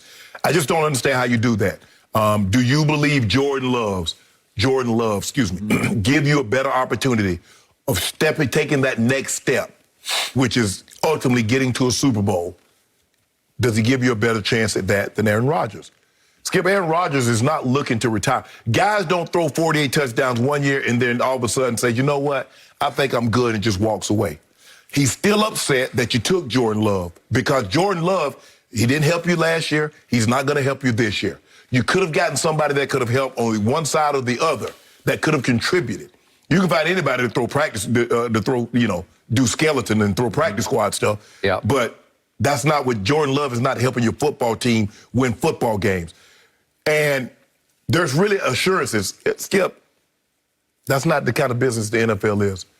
They might have its sponsors, Progressive and State Farm, that offer insurance, but assurances, that's not what the league is. No. The league is today. Can you help me win today? We'll discuss tomorrow. But I'm not giving you assurances. And I know that's what he wants. He wants to say, okay, y'all really can get up off me after this next season and got no bonus money. So I'll be a little dead of money on the cap. And he's like, show me that I'm your guy. You keep telling me I'm going to be here for a long time. Drafted that guy last year, which left me on shaky ground. So he wants another, $50, $60 million, Skip, next 2 years and signing bonus, prorate that out. That way he knows you're not getting up off of Aaron Rodgers, Skip. You give him $60, $70 million in a 2-year deal, because I think the last thing he got $60 million, $64 million the first year of the deal. You give a guy that kind of money, you're not moving on after 2 years. So for me, for like the last 5 years, there's been this contentious relationship that we've seen play out, Skip, that's more in public than what the Brady situation. Because, Skip, we didn't really know the Brady situation until Seth Wickersham wrote that story. 2017. Skip. We didn't really know what was brewing behind the scenes. Nope. This has played out in public for the better part of 3 or 4 years. It has. And so it's going to have to come to a head sooner or later, Skip. But, Aaron, you were the Jordan Love. You once Jordan Love about a decade ago. He was. They had a guy that was a 3-time MVP. They did. And they took a quarterback. Even though you failed to him, they traded up to get this one. Now the roles have reversed. Yep. You're now the 3-time MVP that they drafted a quarterback to replace you with. And it took Aaron Rodgers 3 years to finally win that job. Yeah. Mel Kiper reported that they completely rebuilt his delivery after they took him with the 24th overall, because he fell all the way from potentially one to 24. And he played for Jeff Tedford at Cal. I even watched Aaron in his junior year against USC get yanked from a game because he was playing so poorly. But the Packers did not love his delivery, and they rebuilt it. I'm not sure exactly what the technical tweaks were. What they rebuilt, huh? Because you think he's got the greatest arm talent ever. Yeah. Okay. So what I'm about to say is going to anger my friend Lil Wayne, so I'm about to get an angry text, and I apologize in advance for that. But the Green Bay Packers don't just have Aaron Rodgers. They have an Aaron Rodgers problem, because he is now, once again, holding them hostage, because he had a bounce-back year unlike maybe any I've ever seen. Yeah, because you said he should have been comeback player of the year. He should have been, because he got called out. He got put on notice by his own team, this multiple MVP winner, and they took a quarterback. They drafted up to take a quarterback in the first round, a very unproven commodity. And to this moment, I still don't know what Jordan Love is. I have no idea. I did not watch him in college. I've seen the YouTube highlights. I've seen various video on TV occasionally, but I have not seen him play a single snap because there was no preseason because of the pandemic. Right. So it wasn't like we got 4 shots of Jordan Love where we said, well, in that third preseason game, he looked pretty, Right. I don't know. I don't know who he is.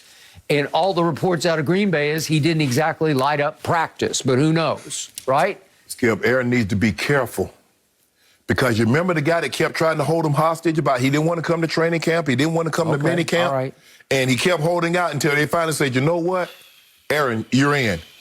Rodgers got to be careful, Skip. Okay. He keep trying to hold him hostage. They say, you know what, Jordan Love, you're in. All right. My issue with Aaron Rodgers is the same it's always been. He is still more style than substance. He can just take over regular seasons the way I've rarely seen anybody. Maybe nobody has taken over the way 48-4. And he said, okay, watch this. Right. Runaway MVP, hands down unanimous MVP. No issue there.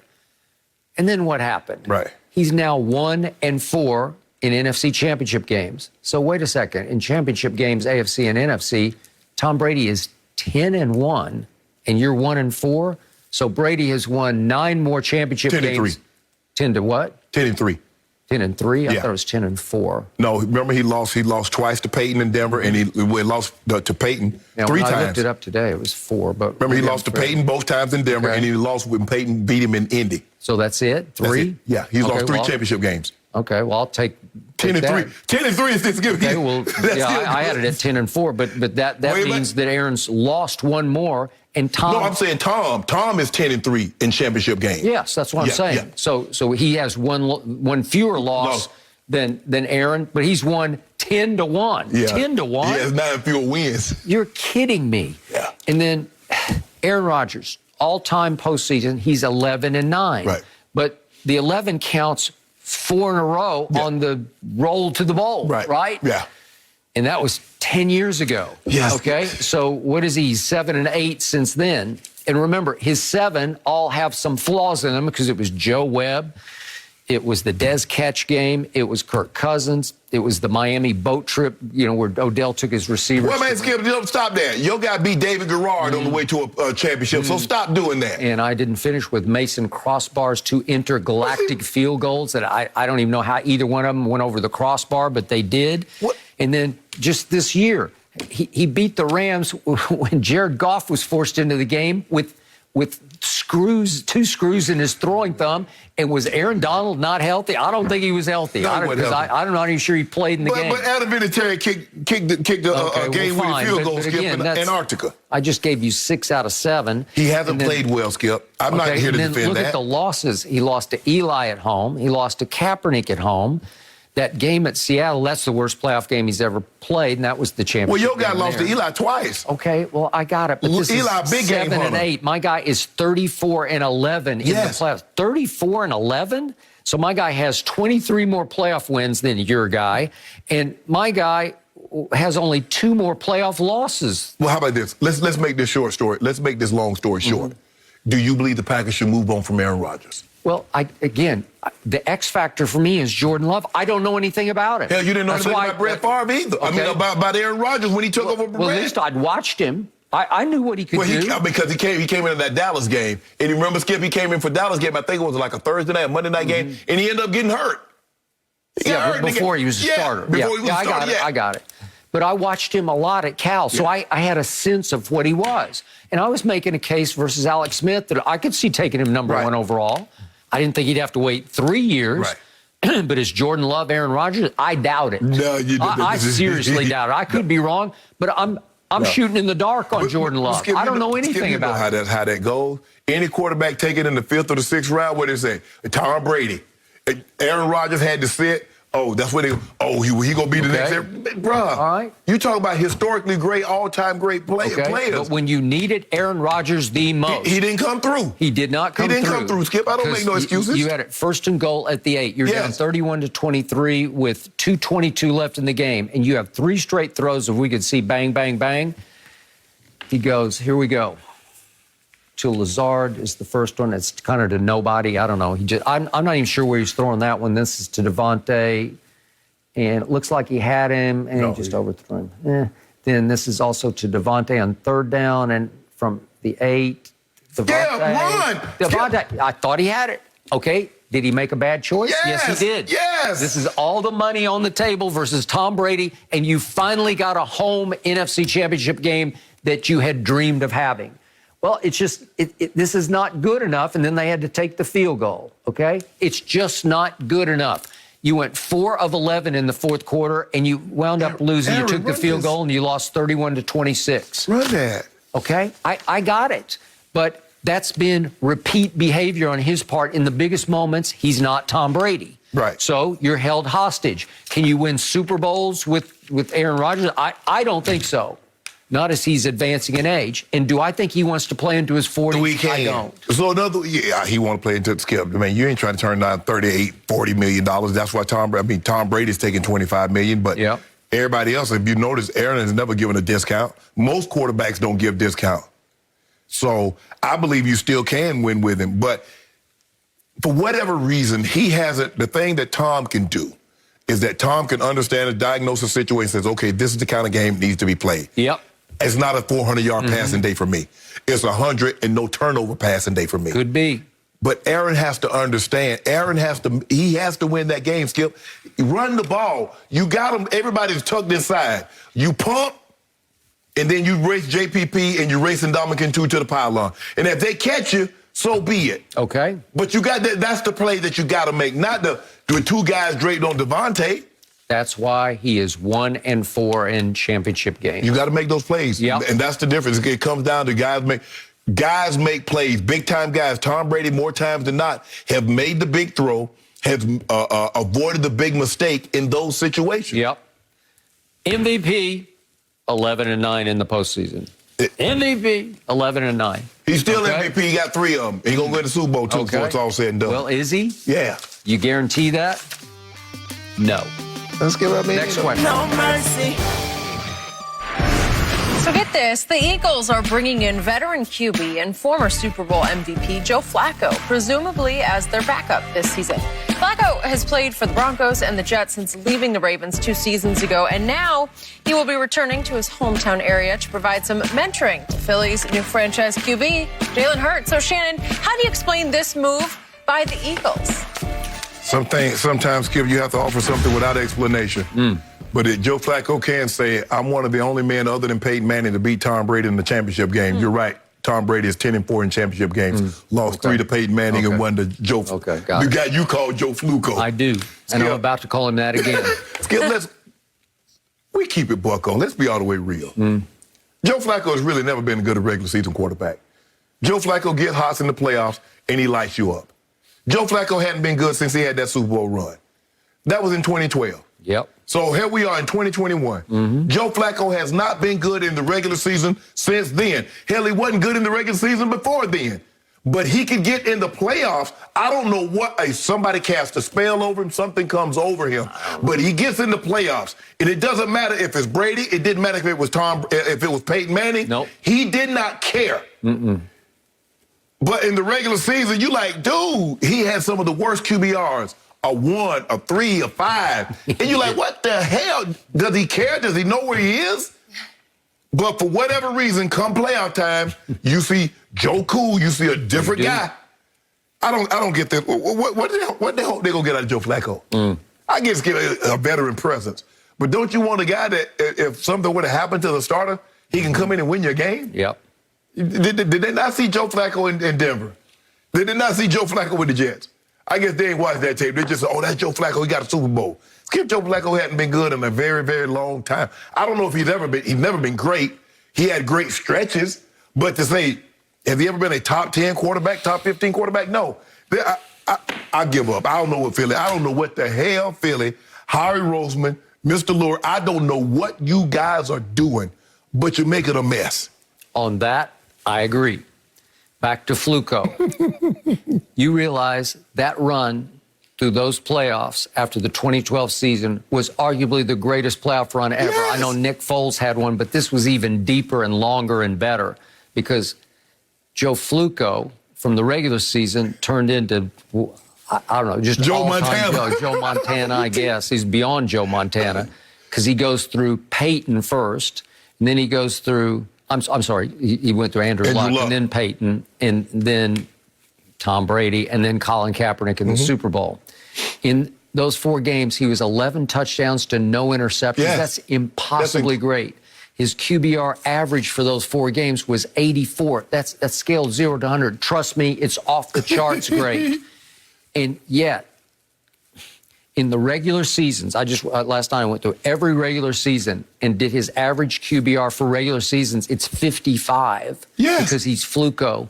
And off that playoff run, off beating Colin Kaepernick and the 49ers in the Super Bowl, he became the highest paid player, not quarterback, player in the National Football League.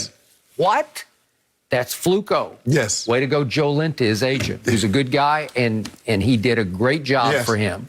But it's just hard to live up to that. I used to have legendary battles on ESPN with my friend Terrell Suggs because he had to stand by him. I knew in Suggs' heart of hearts, he knew he's like, I don't know. But as he used to call him, Cool Joe in the playoffs, well, Cool Joe would emerge. Right. And he could win you a championship. Right. And if we could just see, I'll never forget the Hail Flacco at Denver against your Broncos and Peyton Manning, and they're down 35-28. This is the third, what was it, 3rd and 3 from the 30. What? Jacoby Jones, do you remember this? Yeah. It was impossible. How do you do that to tie it and send it to overtime? I mean, the defense was horrible. Yes. You can't give that up. You get deep as the deepest. Okay. And then he goes to Foxborough against Belichick's vaunted defense, and here he is at Foxborough. Watch this stuff. He's flawless, Flacco. That's Anquan Bolden, who was just beasting through the whole playoffs. And remember, he's a Lee Evans drop from beating Tom Brady again in Foxborough. I agree. There it is again, to Anquan Bolden. And then he goes to the Super Bowl and has a QBR of 90 against the 49ers, and he has 3 touchdowns and no interceptions. Yes. And was the Super Bowl MVP. Okay. So here's what I think Philly got hung up on. He did have his moments last year for the Jets, and the Jets were a bad football team because you always say Sam Darnold has no help. Right. Well, Flacco had the same no help, right? But remember that one Monday night game late in the year against New England? It was at Jets, but he goes 18 of 25 for 262 with 3 touchdowns. If we could see those, because this is Cool Joe. This is some good stuff here. I think they saw this tape and said, he's still got game left. Oh, he still got a big arm, Skip. He still can throw the ball down the field. Yeah. So big touchdowns. They ended up losing the game. Oh, that was wide open. That was pretty easy. Because I think he threw a pick. Yeah, he threw one interception. They lost 30-27. But the point is, I don't believe those Eagles are that sold on my guy, Jalen Hurts. No. You're not that sold. I am, but they're not. No. So I think they're still a little bit naked at that position, like they don't have any fallback. They didn't have a plan B. You believe they take a quarterback? I told you when we were going through the Mac Jones Derby, are they a candidate? Yes, they are. But I thought Mr. Lurie told them not to bring somebody else in to challenge him for the position. Thought so, but who has final say? He Mr. or Howie Roseman? I don't know. Mr. Lurie has final say. It's his but team. They've been a mess. They're still a mess, to your point, because I think there's some thought within the organization. Joe Flacco is now 36 years of age. This will be his 14th NFL season. But I think about what they just did.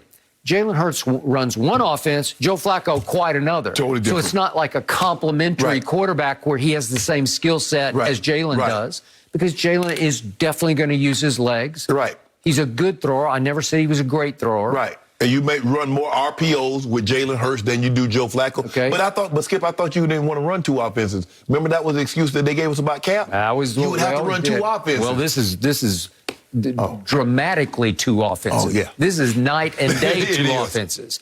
So I looked at the numbers of Flacco last year for the Jets versus Jalen Hurts. They both started 4 games. Yeah.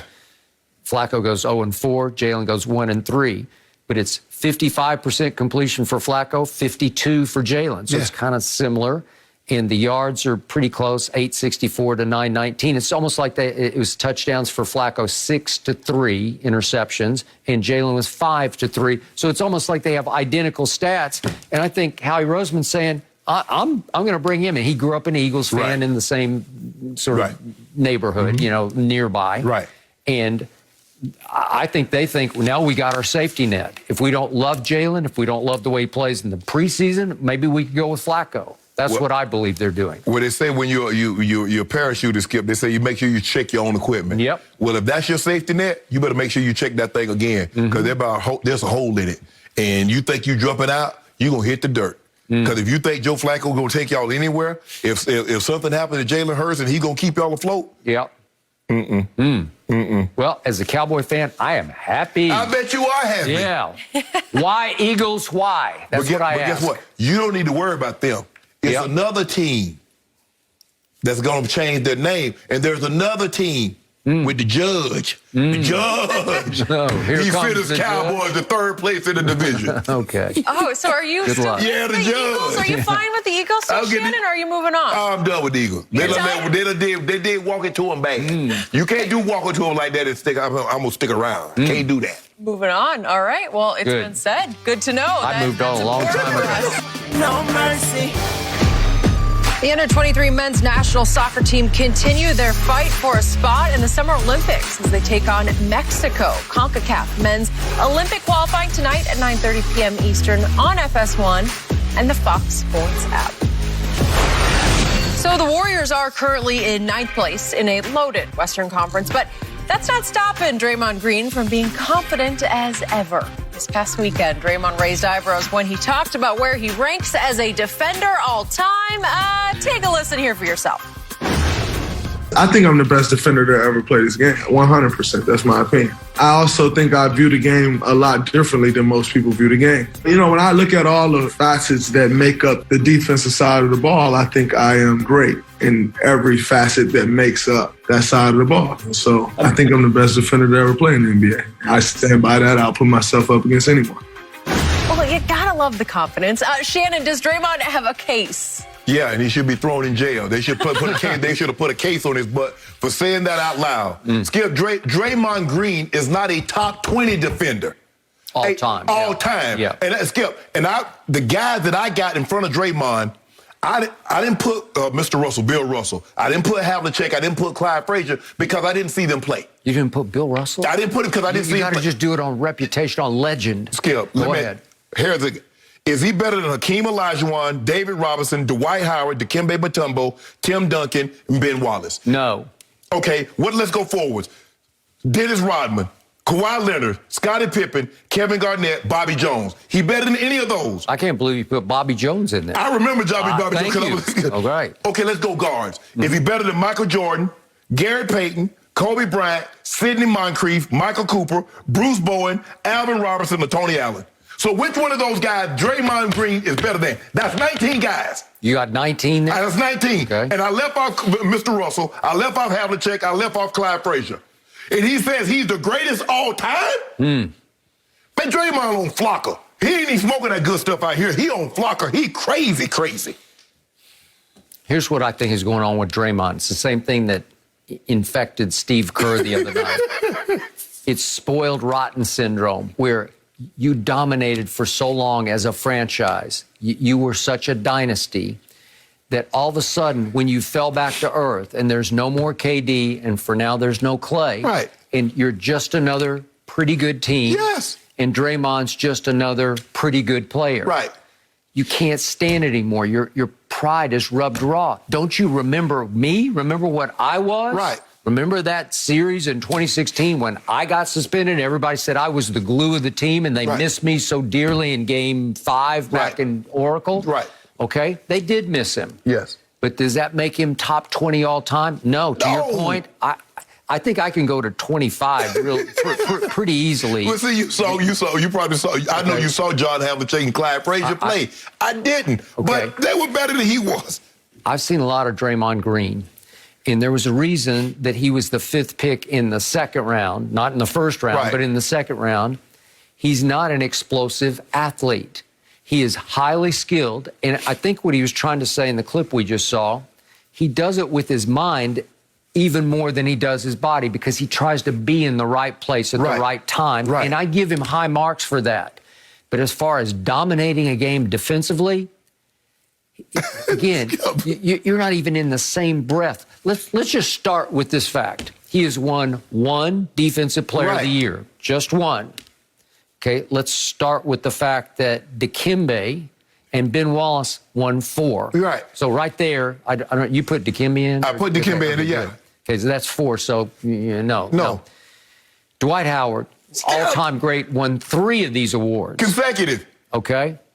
Now let's go to 2-time winners. We got Hakeem that you put in. Did you put Kawhi in? I put Kawhi in. Thank you. Alonzo Mourning won 2 of these. I forgot Mourning. Okay. He won 2. Rudy Gobert has won 2. Sidney Moncrief won 2. Yeah, I put him in there. 2. Yes, with Milwaukee. I remember Sidney Moncrief. Mark Eaton won 2 Defensive Players of the Year. I didn't put him in there. And Mark Eaton's like 7'4". He was, yes. So it's hard to argue with 7'4" because he just dominated. He just blocked everything you wanted to throw up in the lane. Okay, now we go back to your list, and let's start with the guy who took first exception, who was Tony Allen. I just want people to remember, Kobe Bryant always said, my toughest defender was Tony Allen. That's good enough for me. That's all you need. That's good enough Case for me. closed. Next question. Right. I know Tony Allen. I used to watch him very closely. All he cared about was playing defense. Yes. Offense was just an afterthought. Right. And he wasn't very good at offense, but he was all-time great at getting up in you. Mm-hmm. And another player that was right out of the same mold, or maybe he made the mold, was Michael Cooper for the Lakers. Yes. Dude, listen, he's way beyond Draymond as a perimeter defender. Well, they tell the legendary stories about when they brought in Kobe when he was a 17-year-old to work him out. Jerry West took him to the YMCA in Inglewood for a little private workout, and Michael Cooper had just retired, and he brought Michael in just to torment and terrorize this kid. And you know what happened? It went the other way until Michael Cooper said, I can't take it anymore. Well, that's how much Jerry West thought of Michael Cooper. Okay? So then Bill Russell, listen, what he did to Wilt Chamberlain, we know the Wilt numbers, right? They're ridiculous numbers. Mm-hmm. They're so off the charts that you can't even fathom that he could average that many points and that many rebounds, right? Bill Russell terrorized him when they met head-to-head. Just terrorized him, owned him psychologically and physically. You listen to the guy that tormented your Bulls. Is he better than Dennis Rodman? No, and by the way, I left him out. He won 2 Defensive Players of the Year. Okay, now back to the Bulls I covered in 1998. I definitely give you Scottie Pippen as all-time great, top 20. But listen, Michael Jordan, top 20. He's in my top 10. Yes. I don't know if people understand how he just annihilated guards on defense, where he just took people out of the game, where you couldn't get the ball across half court against Jordan or Pippen. For a guy to play to be that involved defensively and give you 30 on a nightly basis, we don't see that, Skip. Normally, guys that are really good defensively, they're challenged offensively. All right. And that's what Jordan could give you. Skip, Gary Payton. Is Draymond better than Gary Payton? No. He was called the glove for a reason. What's Draymond's nickname? I don't know. Draymond. But Tombo had the fake away. He's still doing it for Geico. They're still showing the Geico. They banned it, Skip. You can't do that in the guy's face now. Okay, you didn't mention Tim Duncan. You mentioned Kevin Garnett. Okay, well, I was about to get to my Spurs because David Robinson and Tim Duncan, way more valuable on defense than Draymond, who's about 6, what do we give him, 7 maybe? Yeah. 6'6", 6'7"? I don't know. Skip, I I'm get sorry. confidence, but this is delusion. Okay. Did you put Kevin Garnett on? Yeah, there? I got Kevin. Okay, I got thank KG. you. I got the ticket. Wanted to make sure, and then I'm making sure we didn't lose anybody here. You put Kobe in there, right? I put Kobe in there, yes. Okay. I put LeBron James above Draymond. Listen, I know LeBron's now in year 18, but when he was in those first 10 years I in the league, purposely left him out because I didn't want people to say you just put Draymond. I'll put him in. I'll put him in because he was first team all defense. What about Bruce Bowen? Yeah, it's a little bit of a gadget guy who could do. All he did was play defense. You talk about I know Bruce very well, and he was a little bit of a gray area defender. He's a little dirty at the time. He had to get in your head as well as up in you, you know, right? I don't know. That's a close call for me. I'm taking Alvin Robertson over him. Yeah, he was special. Just special, but like, people don't remember. I only went with guys that I saw play. I didn't see Havlicek play. I didn't see Mr. Russell play, and I didn't see Clyde Frazier. These guys that I saw play. I've seen Draymond play. Draymond Green is not a top 20 defender. All right. I don't care what he says is his opinion.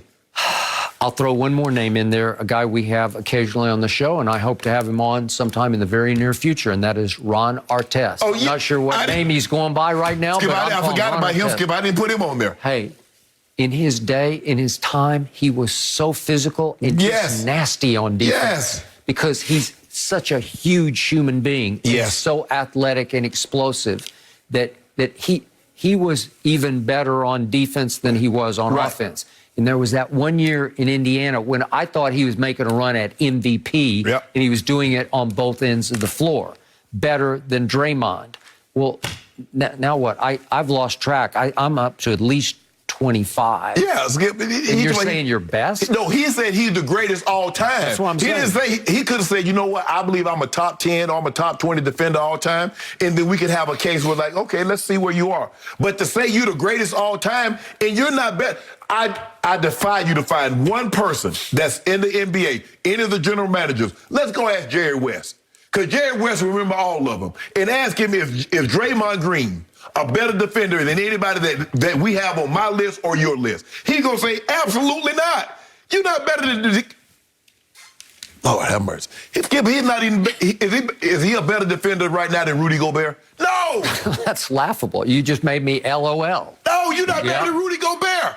And what exactly does Draymond do? Do you ever see him say, I got him and I'm going to take him out of the game? I get Skip. He can steal the ball. But Draymond ain't guarding no 1 through 5. No. And dominate like Olajuwon. Olajuwon never averaged less than 2 blocks. He averaged 3 for a career. Robinson averaged 3 blocks for a career. Olajuwon averaged almost 2 steals for a center for a career. The man had a quadruple double. The NBA took it back. He went and got another one 2 days later. Mm-hmm. Come on, Draymond. I get you have confidence. Well, you know what, Skip? I don't care what anybody say. I'm the richest man in the world. And can't nobody tell me otherwise. Okay. That's my opinion. Well, you can live in your own delusion. That's my opinion. Okay. Well, come on, Draymond. Just say, you know what? I feel I'm still a top defender in all the NBA. I feel I'm one of the best defenders of all time. We can debate that one of the best. Okay, he does have a defensive player of the year. But Skip, a lot of these guys have more defensive first teams than Draymond been in the league. To my eye, Draymond is a better help defender than a primary defender. So he's like a lane patroller where he anticipates all-time great. I give you that. I got to be here before you get there. I got to help. I got to make it happen and stay connected on defense. Right. He's really good at that. Right.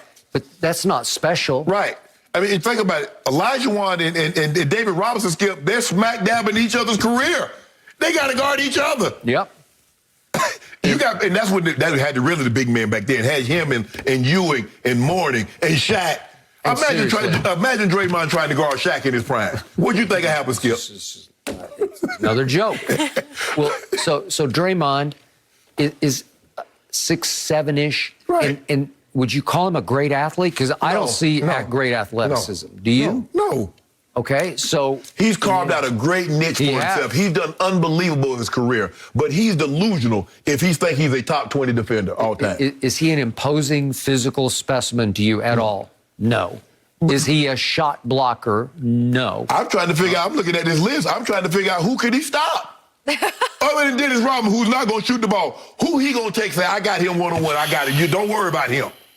All these other guys that I mentioned, Skip, could take somebody and say, okay, what you normally get, that's not happening today. Of all the players on this list, who is he guarding and said, you know what, Elijah Wan, you're not getting them numbers. Okay, on your list, Bruce Bowen. Okay. That'd be the one. Seriously, I didn't put him on mine. Bruce Bowen and Tony Allen. That's what I said. That's it. Yeah, you can take Tony Allen right out of the game because Tony doesn't even shoot it. So But way to go. if he go guard Duncan or Kevin Garnett, No. You gotta love the confidence, but I feel like he says it. I'm the best defender to ever play the game. Then, 100%. Oh yeah, I view it differently. Oh yeah, I'm the best. I stand by. Like he had to convince himself as he was saying how it you do out it? loud. I play with my mind. No mercy. All right, listen up, guys. Skip Shannon, Washington football team president Jason Wright says the franchise nickname that was once considered temporary could end up being the permanent solution. Wright said, quote, there are a set of folks that have warmed to the Washington football team. It's important for a substantial part of our fan base to feel that this is a continuation of something versus a complete reset, something brand new. So, Shannon, I'm curious, are you good with this? Really, Skip? Yes, really. So what's the Washington football team? That's what we're going to go with now. I think so. Really? And he thought that was a good idea. So there are a lot of smart people around the table. You know what? I think we ought to stick with this one. The Washington football team is kind of catchy.